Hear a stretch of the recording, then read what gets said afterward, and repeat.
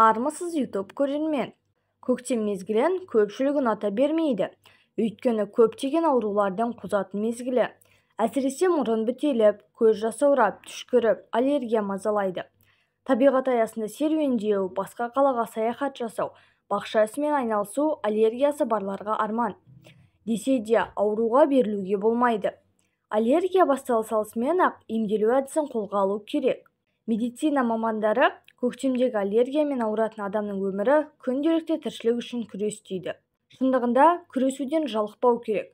Жеңу үшін талпыну маңызды. Ол үшін мына қарапайым ғана 10 қадамды басып өтіңіз. Бірінші, жаяу жүріңіз. Көктемде жаңбыр жиі жауады.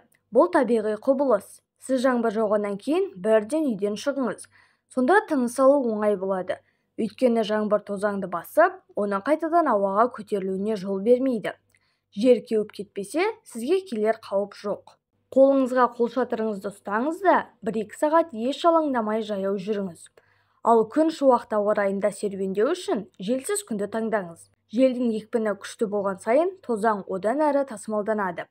Желді ауа райында тозаң араласқан шаң киіміңізге, теріңізге, шашыңызға түсіп қолайсыздық тудырады. Мұндай ауа райында ұзақ серуендеуден аулақ болыңыз. Екінші, судың айналасында серуендеңіз. Мейлінше ылғалдылығы жоғары жерлерді таңдаңыз. Жағалаумен серуендеңіз, жағажайға барыңыз. Көл маңында пикник жоспарлаңыз. Шаң жиналатын жерлерден аулақ болыңыз. Мүмкіндігінше тас жолмен, темір жолдың бойымен, қалалардың орталық көшелермен, зауыттардың жанынан жүрмеуге тырысыңыз. Үшінші, ылғалды тазалық жасаңыз. Үйде үнемі сулы сүлгімен сүртіңіз. Күнделікті шаңды сүртіп, еденді жуыңыз. Бірақ күшті иісті дезинфекциялау құралдарын қолданбаңыз. Күшті иіс түшкіруді және жөтелуді қоздырады және бронхтың түйілуіне әкеледі. Мүмкіндік болса, үйге ауа тазартқышты орнатыңыз. Төртінші, аллергендерден арылыңыз. Кілемдерді жинап тастаңыз. Жұмсақ ойыншықтарды көрінбейтін жерге жасырыңыз. Кілемдер, ойыншықтар және қалың перделер шаңды ұстап, аллергияның күшеюіне ықпал етеді. Үй жануарлары да сіз үшін қауіпті. Бесінші, киімді жиі жуыңыз. Серуендеп қайтқан соң дереу үй киімін ауыстырыңыз. Себебі шаң мен тозаң сіздің киіміңізге түседі. Салдарынан аллергияны қоздырады. Жуу үшін гипоаллергенді ұнтақты пайдаланыңыз. Хош иісті кондиционерден аулақ болыңыз. Оның өткір иісі жағдайыңызды нашарлатуы мүмкін. Жуылған киімді балконда, сыртта кептірмеңіз.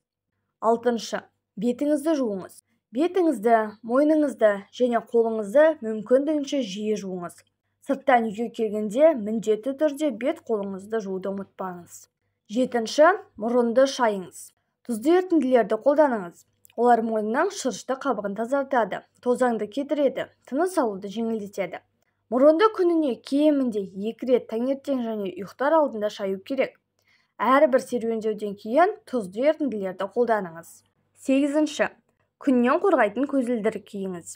Көздің шырышты қабаты аллергендердің кіру қақпасы болып табылады. Тозаңның өтуіне жол бермеу үшін күннен қорғайтын көзілдірік киіңіз. Бұл аксессуар желді ауа райында өзіңізді шаңнан қорғау қажет болған кезде де пайдалы. Тоғызыншы, диета ұстаңыз. Аллергия беретін тағамдарды шектеңіз. Қызыл түсті көкөніс пен жемісті жеуге әрекеттеніңіз.